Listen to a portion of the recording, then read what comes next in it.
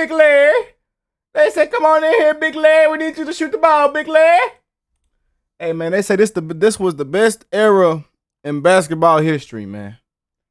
Woo-woo! I hope everybody's blessed, well, and healthy. What's happening, beautiful people? Today we got the best Larry Bird revenge story ever told. Golly, don't that sound good? Big Larry was back there spinning the block, getting it back in blood. Getting it back in blood, Larry. Getting it back in blood, Larry. Getting it back in blood, Larry. Yeah. Somebody in the comments say, get it back in blood, Larry. Yeah. Let's get into this amazing video. And I want to say that I love every last one of y'all, man. And I hope all of you having an amazing week, an amazing month, and a blessed year, baby. We're going to send love to Prime Larry Bird, baby, for this amazing video. Let's check it out, y'all. Barkley had a handwritten letter delivered to Bill. Wait. Go back. Bill Laimbeer. Charles Barkley had a handwritten letter delivered to Bill Laimbeer before playing a game against him. And wow. It said, "Dear Bill, f*** you. Sincerely, Charles Barkley." And as one might expect, they got into a fist fight that game. And now Barkley gets into Charles! Laimbeer, and now there are some punches thrown. And when Robert Parish, who got into a fight with Laimbeer 3 years in a row, was questioned about Bill Laimbeer, he said, "I was always taught, if you can't say something nice about someone, then don't say anything at all. So I'm saying nothing at all." But nobody hated Bill Laimbeer more than Larry Bird. I never really ever liked Laimbeer in any social situation. No. Yeah. And it's because he was a dirty player. The 80s, when I played, there was a lot of cheap shots. If you go back and watch the Pistons playing against Chicago, I mean, Michael and Scotty were getting pounded. And a lot of it happened after the whistle. Like you're going in and you get fouled and the guy goes ahead and tries to, that's a free foul. Ricky Mahorn, he'd hit you and all that, but he'd hit you, you know you're going to get hit. Yeah. But he didn't try to maim you. Right. Bill tried to hurt you. Got it back, so they reset it at 5. Laimbeer walked with it, then committed a foul, knocked Bird to the floor. Celtics are very unhappy about it. You dirty Bird in the jaw. And Larry's a little upset. And he was one of them guys. You shoot a jumper, he tried to slide his foot underneath your ankle so you twist your ankle, and that's why Parish. Did he really used to do that? If you watch any of our old games, Parish was always twisting his ankle against the Pistons. So one time I shot a jumper and Laimbeer did it to me, and I stepped on his foot, but I stepped on a high and twist my ankle. I don't know, a quarter or two later, he was shooting that jumper. I slid mine on there. That's the last time he ever did it. Really? Yeah. And when Bill Laimbeer was called the NBA's dirtiest player by Michael Jordan, Laimbeer and Jordan. Yes, indeed. There are punches thrown. He responded in a way that really showed his true colors. Michael Jordan may be a very good, outstanding basketball player, but as a individual, down-to-earth, heart person, he has. I mean, who is he? Who cares about him? All he does. Oh, hell. Somebody gonna say, Rick, are you so broke you can't afford the YouTube premium? I already hear it. I hear you. I appreciate you. I love you. I love you. I love you now. If you're gonna pay my rent, I love you. If you're gonna pay my car note, I love you. I love you. I love you now. Very good, outstanding basketball player, but as a individual, down-to-earth, heart person, he has. I mean, who is he? Who cares about him? All he does is play basketball. In the world, he's this big. Yeah, I can see why nobody liked him. And during the 1986 season, the All-Star team had just been announced. Bird asked a group of reporters if Laimbeer, who had been an All-Star the last 3 years with the Pistons, had made the team again. And when he heard Laimbeer was not selected, Larry Bird said, "Good. Now I won't have to worry about him getting on the bus and saying, 'Hi, Larry,' and me having to say, 'F you, Bill.'" Oh, that dirty bastard Lamb. But that year, they would still see each other in the playoffs. I was always the one that came out first, and there's always a leprechaun out on the floor. I'd go out and spit right on the leprechaun, rub my foot in it, and then go down and make a big dunk. Away we went. The tension was obviously high, and in one game, Robert Parish said, "I feel like Laimbeer took some cheap shots at me. I guarantee something will break out if they let it go next time." And though nothing happened the rest of that series, The very next year, they met again in the Eastern Conference Finals. And in Game 4, it got crazy. And open people. See Sting. And 24-second clock goes down. And Bird and Laimbeer go at it. Larry Bird and Bill Laimbeer have both been ejected from the game. Now there's Bird throwing the ball at Laimbeer and Rodman coming over. Larry Bird said, Laimbeer was backing away from me and didn't want any part of me.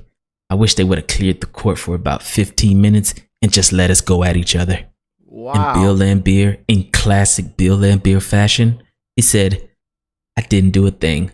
I tried to grab hold of him to break his fall, and Larry came up swinging. I was victimized. Larry say, They say, kick his ass, Larry! Kick his ass, Larry! Kick his ass, Larry! And Larry Bird responded, sure, he wasn't trying to hurt me. And I was trying to throw the ball at the referee. Bill's face just got in the way. When you play the same team 4, 5, 6, 7 times right in a row within the space of about 2 weeks, it's got to be bad temper.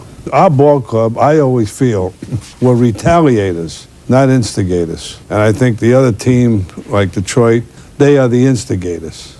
And in that next game, when Bill Laimbeer tried to come out and shake Larry Bird's hand, Larry looked at Bill and said, "Go f yourself. I always have respect for my opponents," Larry said. But in my instance, I think Laimbeer was trying to hurt me.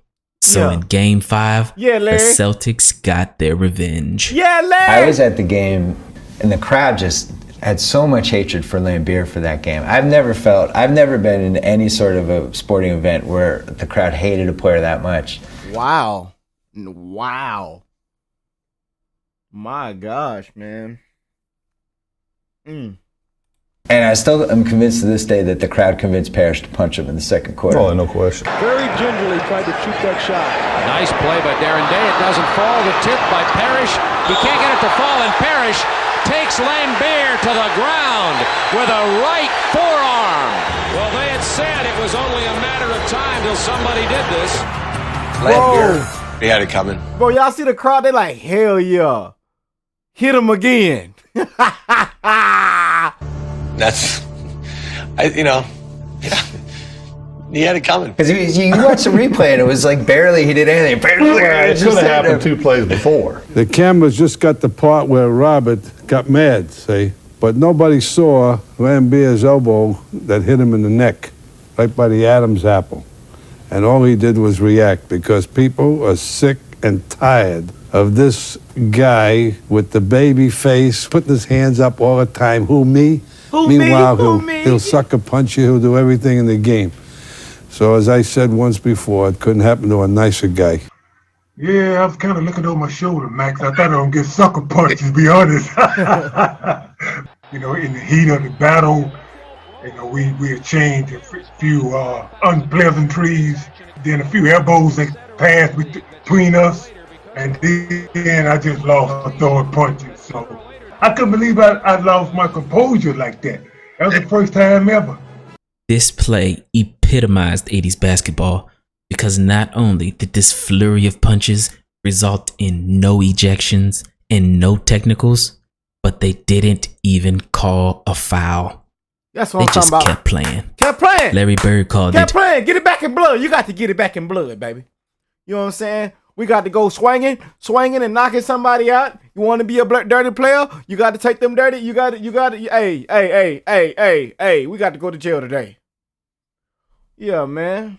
Laimbeer. Yeah, you got to get a taste of your own medicine, big fella. Big fella. Somebody get that fella some Motrin and some Advil and some aspirin. Since he want to do all the dirty work. A good deed. But sometimes, in the words of the great Frank Sinatra, the best revenge is massive success. That's right. Because later on that game, Larry Bird made the greatest play of his entire career. We knew we had to win that game. Both teams knew that whoever won Game 5 was probably going to win the series. Casey had to play the starters almost the whole game. And so our guys were just completely worn out. There's Bird off the screen from the corner. Great basket by Larry Bird that It's a two-pointer. Detroit by 3 with a minute 13, and Bird has 36. The Celtics had been to the finals in 84, 85, 86, and now it's 87. We're all beat up. The guys that are playing are hurt. So, you know, it was just guts. It was just a guts and pride. 3:41 to go in the game. Detroit leading by 2, and that man is playing on nothing but heart. He went out with an ankle injury that would keep most people out of the game, came back in, and now he's twisted it again. Now, the Boston moment, that was a heartbreaking moment. What was heartbreaking about that moment is I had made the game-winning shot. Everybody wants to beat the Pistons. Right now, Boston is first in line in that desire. They lead by 1, 27 seconds to go. But I was on Isaiah Thomas, and he went one-on-one against me at the top of the floor. I thought I played pretty good defense, and Isaiah didn't get in the paint, and he took a jump shot, a contested jump shot, and it went in. Out on the top of the floor against Houston. 16 seconds. Houston right in his face. Thomas with a very big bucket. We go to. That's some good defense, bro. That is some perfect D. That's tough, man. That's tough, man. Them mouthpiece shots be tough, man. The timeout. We know Bird's gonna get it either on the left side or the right side, and we got the play figured out. We sent him left. About 5 of us come over there to try to block the shot. There's Bird with the ball against Mahone. He'll take it to the hoop. You can bet. He's going to try to draw a foul. It's blocked. And Seasting hit it off of a Detroit player. No. Ball goes out of bounds, and I'll never forget, everything just started, it went in slow motion.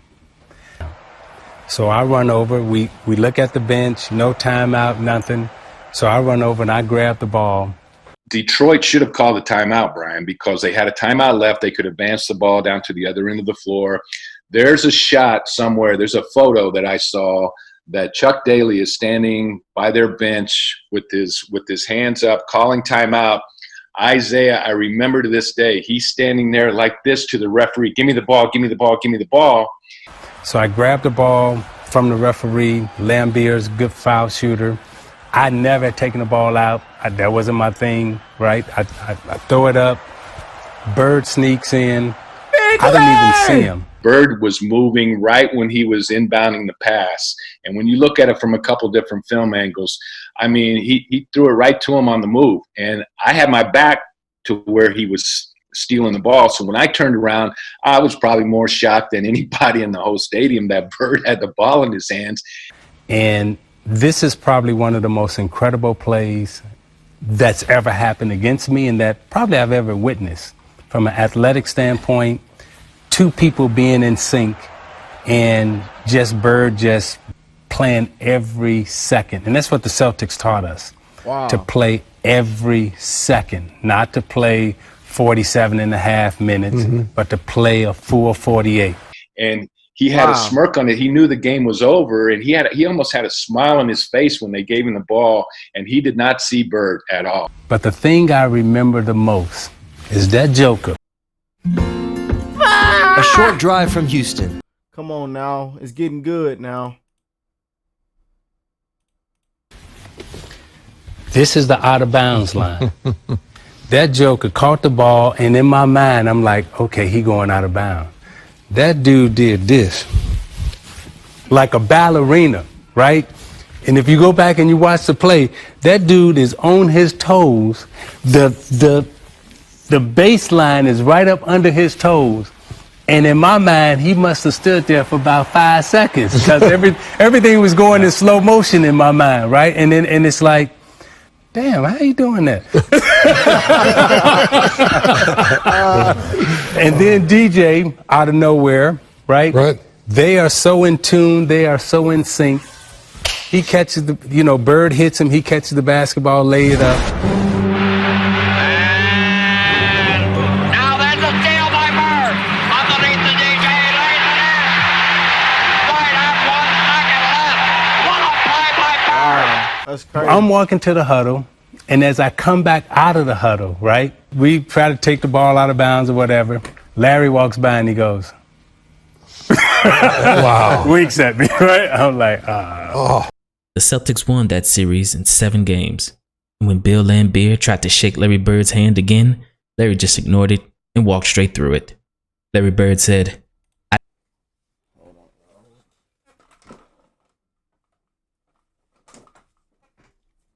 thing is fixed. Okay. Man, that's a crazy play, bro. I'm not gonna lie. That is crazy. That is crazy. Larry came clutch. I don't like Bill Laimbeer. Why should I shake his hand? Even Isaiah Thomas, who was Bill Laimbeer's teammate for 11 years on the Bad Boy Pistons, had this to say about him. To tell you the truth, if I didn't know Bill, I wouldn't like him either. And when the Celtics retired Larry Bird's jersey in 1993, that hatred was still there. Thank you. This seems like a perfect night. I mean, except for the fact that Bill Laimbeer couldn't be here.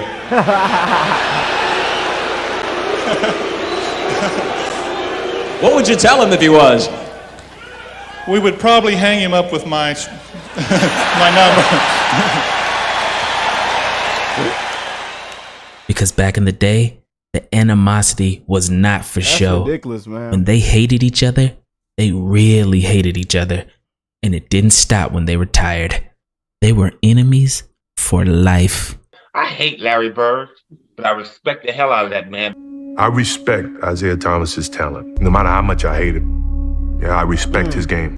But Bill Laimbeer's hate was on another level because he didn't respect anybody, not even his own teammates. In his last Detroit Pistons practice before he retired, Laimbeer elbowed the star player Isaiah Thomas and broke his rib. And when Isaiah Thomas got angry, Laimbeer elbowed him again. Bill Laimbeer once said, "I don't fight, I agitate, then walk away." But this time, Isaiah Thomas didn't let him walk away, because in retaliation, Isaiah Thomas punched Bill Laimbeer in the head, breaking his own hand, resulting in Isaiah being sidelined for 8 weeks. Like I said, I can see why nobody liked him. I don't give an inch at all on the court. I don't give anybody any respect. I think that's the major problem with a lot of other players is I don't respect their game. If they happen to get in the way, well, that's not my fault. That's their fault. I make no apologies for my game throughout my career. Whatever the general public thinks about my style of play, I really could care less. You left the bad blood on the court for the most part, but not with Laimbeer. You never really ever liked Laimbeer in any social situation. No. Yeah. And it's because he was a dirty player. Larry Bird's sitting next to you right now. Would you talk to him? Would you have a conversation with him? What would you say? I'd probably go to a different table. Now that's how you end a video. Holy shit. Hey, man, y'all let me know what y'all think about that one, man. That was an amazing, well put together video. I love watching these kind of videos, man. You know what I'm saying? They give a huge point of view perspective, and you know what I'm saying? They break it down into amazing detail, man. Y'all let me know, man. Bill Laimbeer, a no-go. Larry Bird said, "I don't like a Bill. No, no, no. And I'm going to get it back in blood, and we're going to win the game." But hey, man, thank y'all for stopping by. I love every last one of y'all. I'm wishing you all a blessed, healthy, loving week, month, and year, man. And I'll catch y'all in the next one, man. Peace and love, y'all.